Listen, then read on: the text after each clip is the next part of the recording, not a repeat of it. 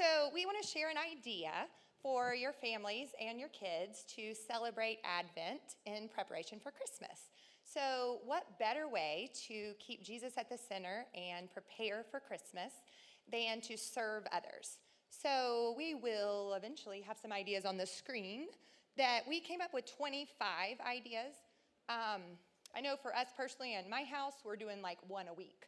You might be able to do one every other day, or maybe just pick 2 or 3 throughout the Advent season, or you might be really challenging yourself and try to do all 25 before Christmas.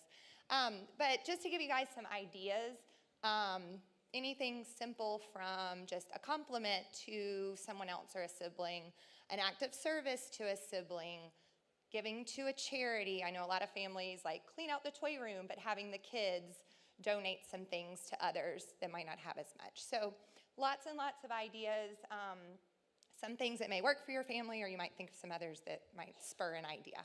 So some ways to implement it we were going to show this morning. So Sarah has a beautiful presentation where you could pick one of the numbers, or you might even follow like Advent calendar, and on the first you do number 1 and the second you do number 2, or you could just pick them. And she has written on the back of the wrapping paper some of the ideas of what the child in your family might do that day or that week.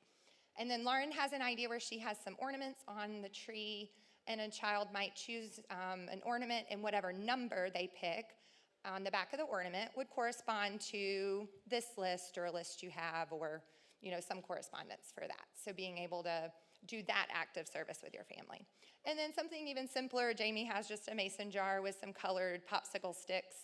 My daughter loves painting, so she painted some red and green sticks, and just write some ideas on the back. So can draw one, maybe you know that you have a little breathing room that day or that week, and you can draw one and choose that act of service to do with your kids.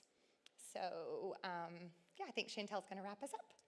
Okay, so we know that this season is just crazy. I was lamenting on the way over here all the things that I'm trying to remember for the different kids' classes and just everything. And so this was just a reminder to me personally that doing any kind of activity like this requires intentionality, and it's also a sacrifice, especially with everything we have going on.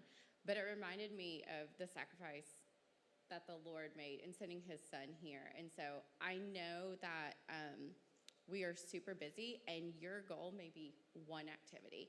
Your goal may be 25 activities.